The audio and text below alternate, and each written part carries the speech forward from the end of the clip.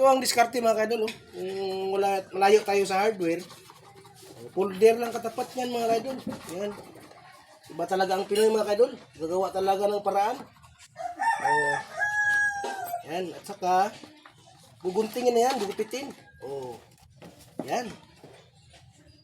Para rin siyang original mga kaidol pag magunting mo na yan. Oh. Halimbawa, malayo ka sa hardware. Oh, ito ang diskarte kapag mayroon kang folder. Diba mga kaidol? Kuhan sa amin. Oh. Yan mga kaidol. At saka gupitin na siya mga kaidol. Hindi na tayo magbili doon sa labas. Oh, mayroon mang folder. Para hindi mag-leaking yung makina natin mga kaidol. At saka babangagan na mga kaidol. Babangagan. Bubutasan pala. Ayan oh. Bakit nag-kid-kid? Yan lang mga kaidol. Mahilig talaga ang mga Pinoy sa mga convert mga kaidol. Yan tayo lamang. Yan mga kaidol. Kasi wala man ang may-ari mga kaidol. Hindi dito nga ako nag-discarte na ako.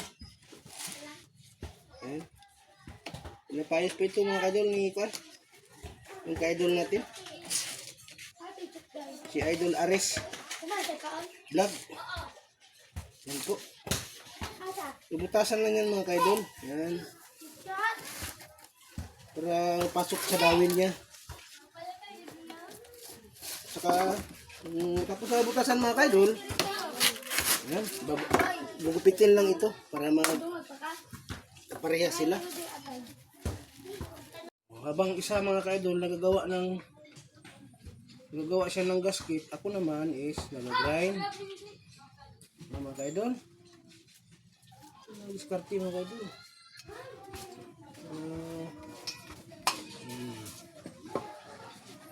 Tapos ang gagamitin mo po na pang-grind mga kaidol is ito.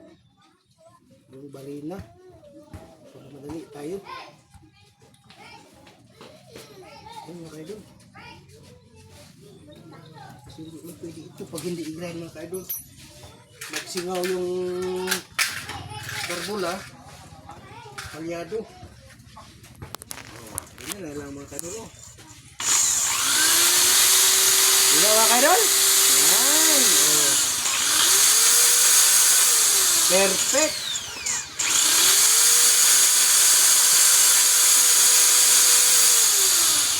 Ano yan sa'yo dong? Okay na yan?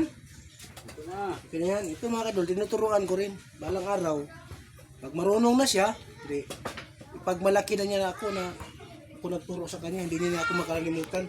Kung hindi niya ako sisiraan. Ganyan mga kaidol. Di ba mga kaidol? Okay, hanggang dyan lang po mga kaidol. Salamat po sa inyong panonood.